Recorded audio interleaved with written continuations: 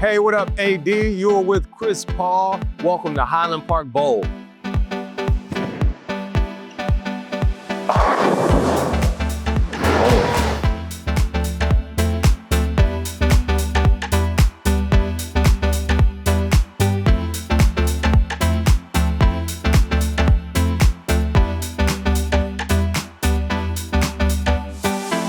I first came to Los Angeles December 2011. I've been here about 14 years. This is the only home that my kids have known, and at this point in my life, I couldn't imagine being anywhere else. The reason we are here at Highland Park Bowl is because this has been a love of mine for majority of my life. My dad was in bowling leagues. So I spent a lot of my childhood in the bowling alley. That was a lot of our Tuesdays or Friday nights when my dad was in a bowling league. And so naturally, just like any other kid, me and my brother gravitated to bowling. This bowling alley here, Highland Park, what makes it so special and different is the authenticity. There are so many different bowling alleys now where you can go and it's the lights and it's all this different type of stuff, but it's just the rawness of this bowling alley here. It gives me a lot of thought of the bowling alley that I grew up with. The history of this bowling alley, it's such a unique story. We have to go back to 1927. If you think about that era, it's the midst of Prohibition. There was a company called the Highland Park Drug Company, and they owned a couple pharmacies. And so they realized that there's a lucrative business selling prescription alcohol. So they come up with this crazy idea to build a space that they can put a pharmacy in to sell their alcohol, but also put doctors' offices upstairs where they could prescribe the alcohol, and then put a bowling alley in the back. So it's a one-stop shop for doctor, pharmacy, get your whiskey and go bowling. When I used to come here, when it was Mr. T's Bowl, starting in the late 80s through the 90s, it was just a live music venue and a bar. And it felt actually really small and dark because they had the ceiling drop down really low. They had a curtain that blocked all the bowling lanes, so you didn't really see that. And that was it. So I never knew how big and grand the space was until we really started digging into it to find how incredibly grand it is. The day that we came in to look at the space and do kind of our exploratory of what's behind all the remodels throughout the years, I started popping up ceiling panels. I could see this incredible wooden bow truss ceiling that was way up there. And as we started going behind curtains and walls, I could see this mural painted on the back wall of a forest. So it got me so super excited to tear all the years of remodeling away and get this space back to the way it was built in 1927. And that's what we inevitably did.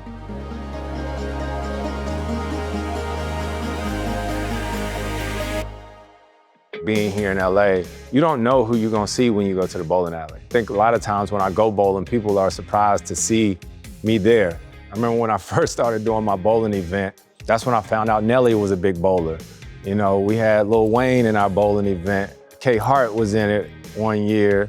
French Montana. You just realize that bowling really is a connector because there are a lot of people who have moved to LA from other places, just like me and my family. But what I've been able to do is you sort of find your community. You find your people. I think it's very nostalgic when you're in here. This ball return, which is amazing. You can actually see everything that's happening. When you go to most bowling alleys, there's a huge cover over this. I look at this and I'll be like, oh, this is where my great-granddad and my granddad them used to bowl. The same time I discovered this mural, I see these incredible machines. And these machines were from 1948, which was the first year that the mechanical machine came out. Before that, it was human pinsetters. Over the years since we've been open, I've met two guys that are now in their 80s who worked here as kids as human pinsetters. So my first thought was we have to show off these machines and not cover them. We met with a bowling company, Brunswick, and we said, hey, can you restore these machines? They looked at the machines, they said, you know, these machines are so badly damaged and they've been robbed from parts over the years that you really can't restore these exact machines. But we have the exact machines, but in good shape, and we'll swap them out. As a designer, I never like to throw anything good and vintage away. So we pulled the 8 machines out before they put the new machines in, and we dismantled the machine. And I just started looking at the parts thinking, how can we reuse these parts? And so when you walk around the place, you see the chandeliers we made out of 4 pinsetters. The wheels on the back wall were part of the machine that picked up the pins, and so we displayed those and motorized them. The shelving behind the bar was just kind of the framework of those machines. We're able to recycle pretty much every bit of the machine back into the space. Even the old pins, I took a bunch of the pins and I cut them in half, and then I hollowed out the bottom and I turned it upside down and made little table lamps out of them. You know, part of my mission in the hospitality industry has really just been to save as many of these great places as we can, save them for another generation, you know, pass on the torch of old LA, because old LA is so cool. Highland Park is a very old LA neighborhood. This building was Spanish Revival, although I didn't know that until we tore the facade off of it. Sometime, I would say, in the 60s or 70s, a lot of LA they would modernize the building.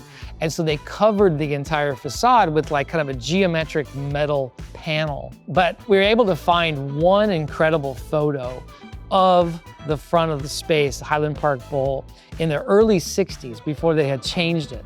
And you could see that it was a beautiful Spanish Revival space with arched windows upstairs. And so the decision was made to tear off that metal facade and bring it back to what it was. This is what LA is about. The good thing about LA is it always rebounds. It always comes back because we have so much to be thankful for here. I live in Altadena, and obviously, as many people know, that was one of the big fire areas. The fire was in my backyard. It had burned through the entire city, and our entire community was gone, and we're still just climbing out of the ashes. How would I describe the spirit of Los Angeles? I would say resilient. In the time that I've been here, the city's been through a lot of different things, and as of late, it was the fires. So to see the way people come together, not caring where you're from, whether or not you're a transplant or whatnot, and I see the way that people really and truly care about each other, and whatever you need, they'll be there for you. In the days after the fire, it was very community coming together a lot, figuring out what people need, finding it. We did a drive here for everything from food to blankets to whatever anyone wanted to drop off. I feel like everybody was doing that, you know. We're now 11 months after the fire, and that's still happening.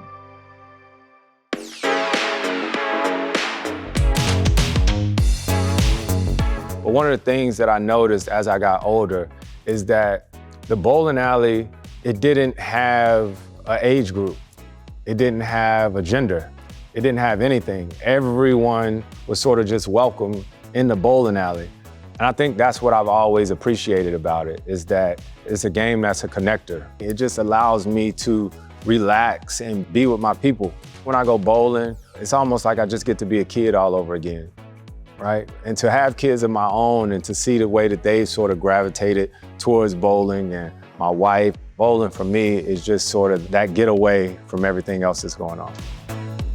In 14 years, what has LA come to mean to me? It's my second home. I have such an extended family here in LA that at this point in my life, I couldn't imagine being anywhere else.